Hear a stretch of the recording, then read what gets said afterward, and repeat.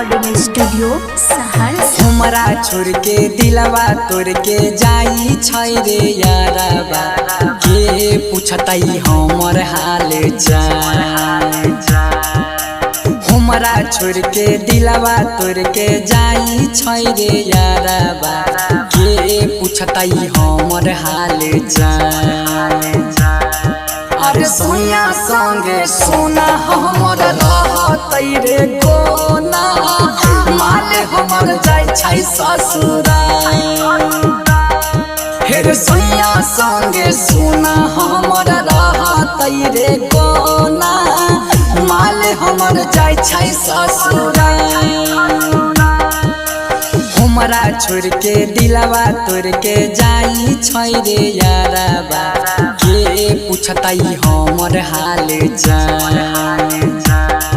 अरे सोनिया संगे सोना हमर रहतै रे कोना, माले हमर जाय छै ससुराल।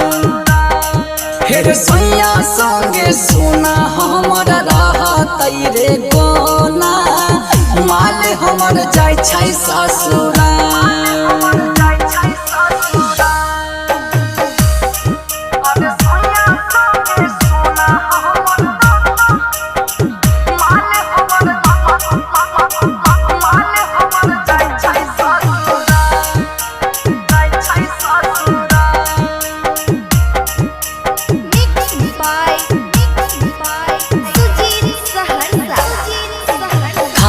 खाइले बैठै छी ताहू चौकी रे आबै छै, करै होतै हमरो खाया।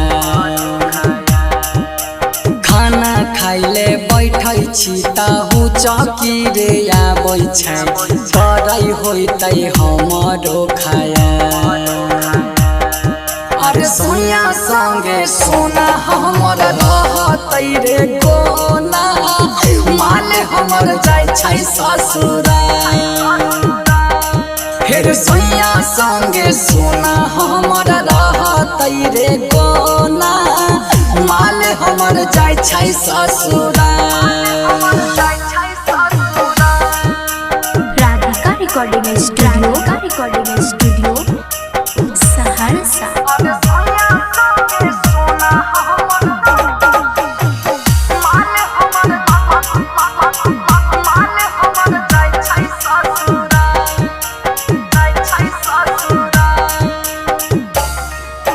साँचे कहै भरत शर्मा सुने रे भैया, सब दिन होत न एक समान। सागर सुमन सुजित के धोखा दे के छौरिया, चल जैतै दुर्गेश के आंगन। श्रवण संगे सोना हमर रहतै रे कोना, माले हमर जाय छै ससुराल। सोनिया संगे सोना हमर रहतै रे कोना, माले हमर जाय छै ससुराल। हमरा छोड़ के दिलवा तोड़ के जाई छै रे यारबा, के पूछतई हमर हाल चाल। अरे सोनिया संगे सोना हमर रहतै रे कोना, माले हमर जाय छै ससुराल। हेर सोनिया संगे सोना हमर रहतै रे कोना, माले हमर जाय छै ससुराल।